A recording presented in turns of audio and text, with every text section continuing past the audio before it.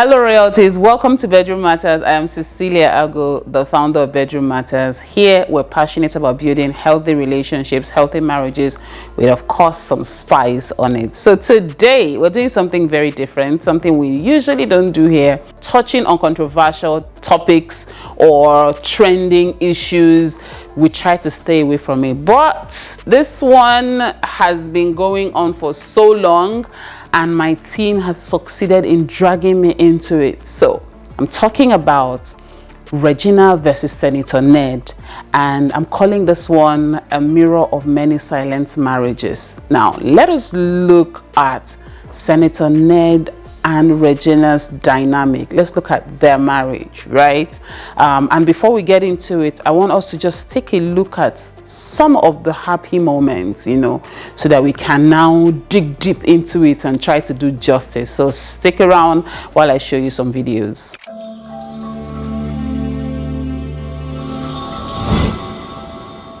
So here we have Regina teaching her husband to dance, and he's it's fun. This is fun to watch. Okay, this one they're doing like a photo shoot, and they're both going out, events, and like you all know, Senator Ned is used to taking Regina to high profile events. So yeah, beautiful. Of course, we know this one that went viral. I think this was when they went to Jordan, with all the dark stuff around. Just lots of beautiful moments, and I want you to take a moment to digest it. Take a moment to go through. If you need to pause, go back and watch all of these videos again. Go through it. And why am I telling you to go through it? Every marriage out there, no matter how toxic it is, had their good moments. They had their beautiful moments. You can tell from the videos I just shared with you that once upon a time, Senator Ned really did love Regina Daniels, and maybe still does now, regardless of whatever is going on social media. And you could also see that once upon a time, Regina was smitten by her husband, as you can tell. And like I said, this is not strange. It's not new. Even in marriages where people are getting beaten every day, they'll tell you that there are times. There's just something that makes them keep going back there. And I am sharing this so that we can be human about this subject matter. Everybody has an opinion in their lives, in their marriages, and I get that they put it out there, and that's why we're able to see it, and that's why we're able to give our own opinion. But I do want you all to understand that they are human beings at the end of the day, and I just want to touch on a few things that I've put down that we can learn from. Okay, so everybody has an opinion as to why Regina married her husband, right? Some of you say it's for money, it's for power. Some people are against her mom, that if her mom had raised her well, she would have listened to her mom and tell her, no, don't marry an older man.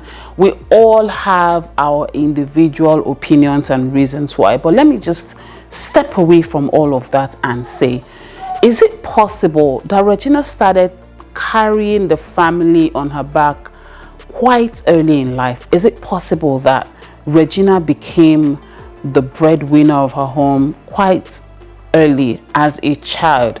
I mean, if the news out there is anything to go by, we are told that she got married to Senator Ned at 17. And I know, at least I have seen videos of Regina taking her mother to the US. I think it was a vacation or something. And she actually took her mom, sponsored that trip. This happened allegedly before she met and married Ned. Now, if that story is anything to go by, then she has been making money since she was a teenager, since she was a baby. She's been carrying her family. She's been doing the heavy lifting, financially supporting. I'm not saying that her mom has not been doing her bit, so kudos. I mean, raising how many kids by herself, according to what we know that the social media has been feeding us, she has been carrying it. And why am I sharing this? A lot more young girls out there are breadwinners of their homes. And if you're the breadwinner of your home, there's very little respect that you might have for your parents. Very little respect. We see a lot of our young girls dancing naked on social media, doing a lot of stuff that sometimes we wonder, does this one have a family member? This one no get father, you no get mother, you no get uncle and auntie. The truth is, if they're making money on social media, they're dancing naked on social media, and they're sending money back home, and then when they send money back home, their parents actually collect that money and take care of things, what you're invariably saying to your child is, right on, kudos, correct child, you are doing well. In fact, if any of your children is not doing well, you tell them, shut up, can't you be like your sister? Or can't you be like your brother? Because there are boys as well who have become the breadwinners of their homes.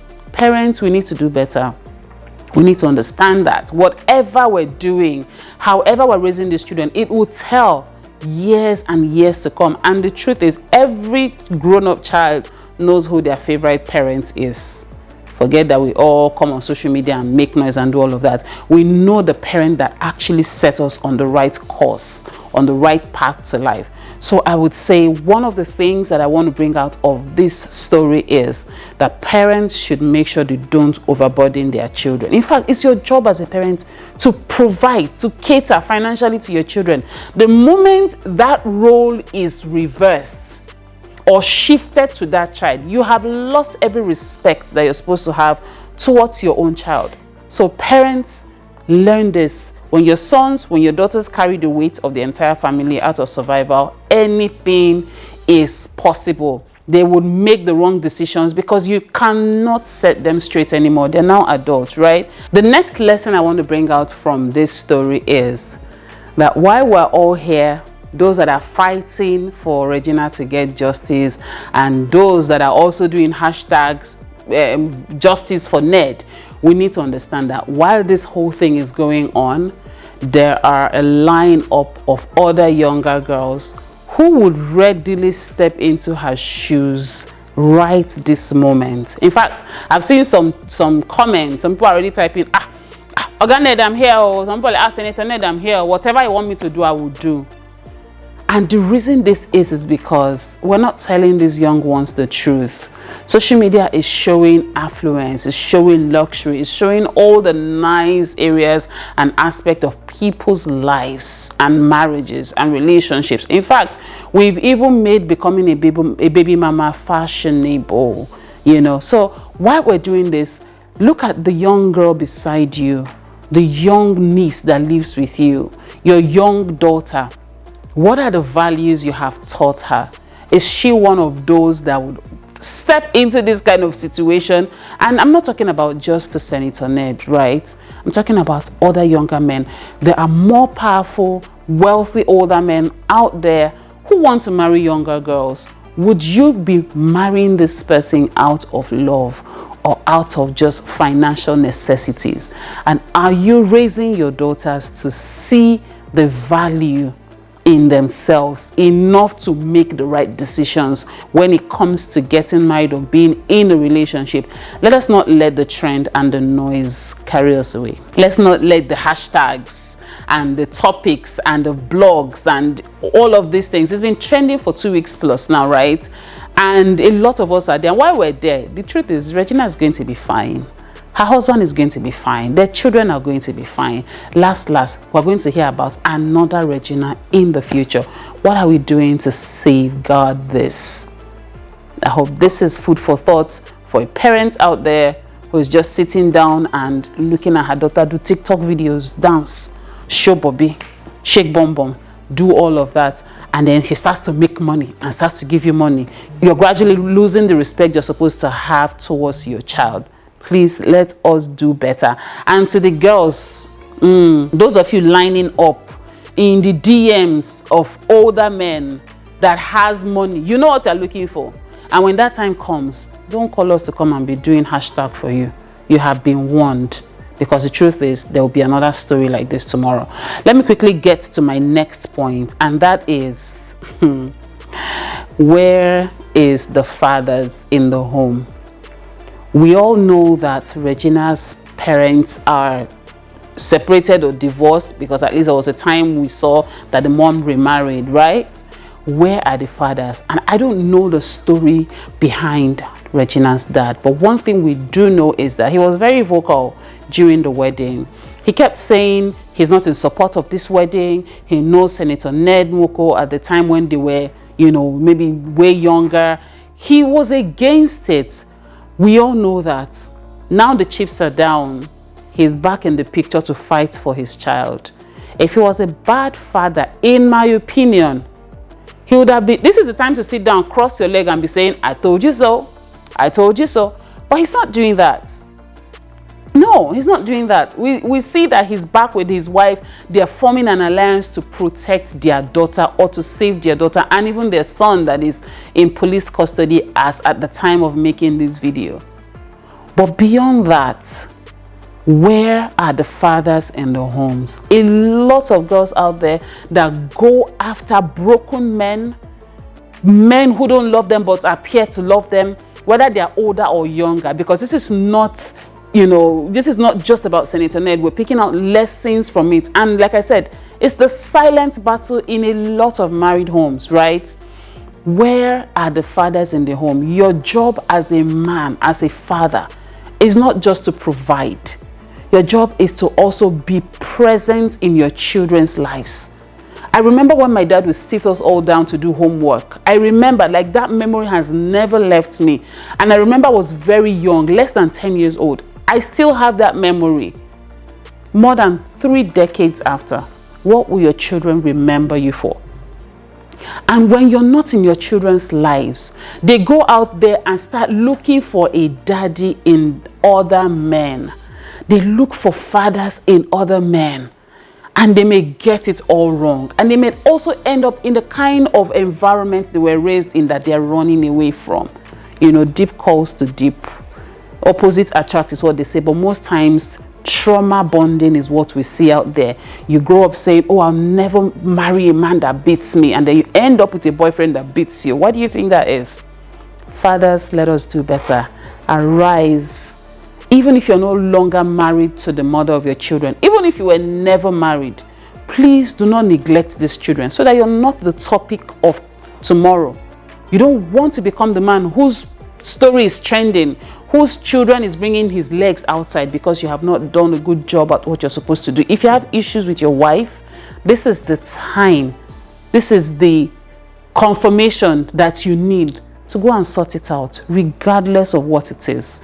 This is a prayer that you have prayed that is being answered. It's time to fix things in your home. Now, let me quickly say something.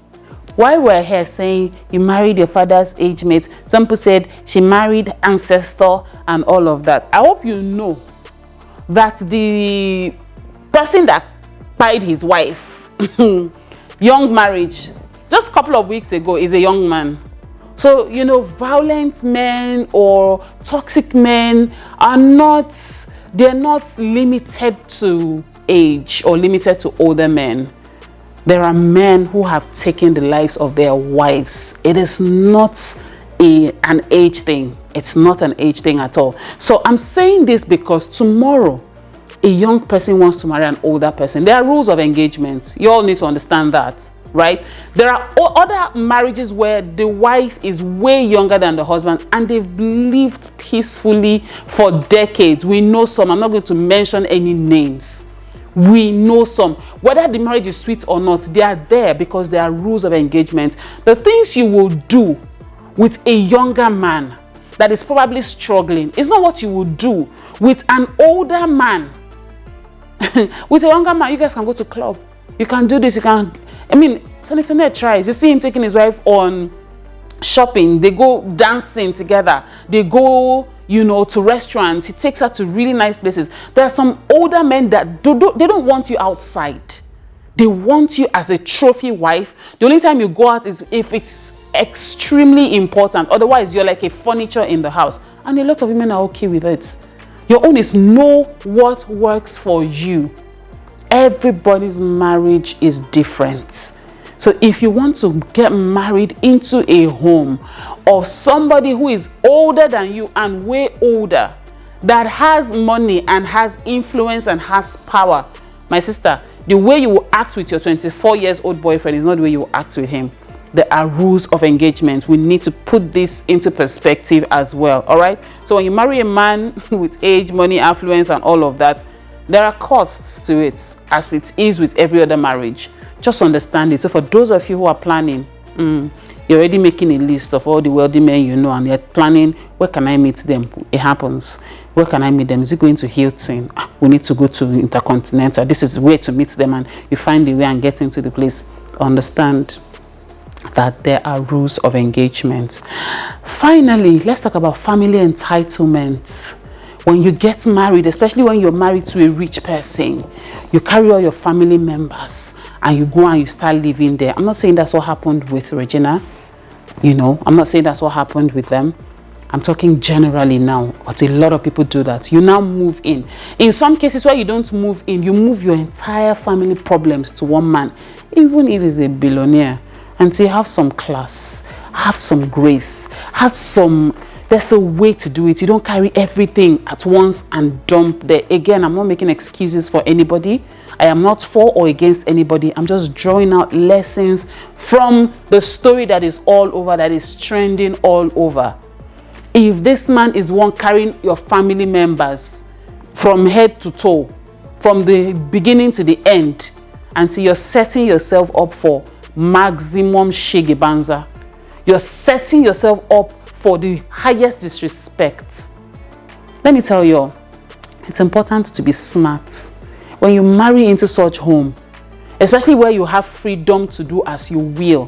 What you need to do is sit down as a family and say, how can we make our own money? I'm not saying how to milk the man's money. No, how can you make your own money even though you are living in wealth? Because ladies, your own money is your money. Your husband's money is our money. We know we say that, but you need to make your own money. And when I say money, you need to make it. If you have the opportunity, make your own money. But let's be smart about it. Let's not all sit down and gossip. After gossip, another person is going to come out tomorrow with their own stories. Finally, I want to use this opportunity to appeal to every single person out there, whether you are for Regina or against Regina. Please be human about this. We all make mistakes. We've all even made mistakes, and I'm sure that when you make mistakes, you expect people to extend some level of grace to you. Regina is a young girl, got married quite young, have had children. She's probably going through youthful exuberance or what have you. We all went through that. I remember when I was her age, I was not always as smart as I thought I was, right? We've all gone through our own individual issues, and if you've not, welcome to the club, because you're going to get there. Please understand that these people are human beings. So whether you are for Regina or against her, remember that these people are human beings. They have water and blood running through their veins. Remember that they shared beautiful moments together, and remember that they have young children between them. Now, for all the keypad warriors, the person when you own there outside, now in the sweet pass, so you don't know what is ahead of you tomorrow. So rather than bury somebody under so rather than accuse them, insult them, dig up whatever it is they have said or done in the past, I want to encourage us all to remember them in our secret prayers and wish them well, and hope that this is resolved as quickly as possible, as peacefully as possible, because we're talking about human lives here. We don't want to hear, oh, we've lost XYZ because of XYZ. Please remember them in your prayers.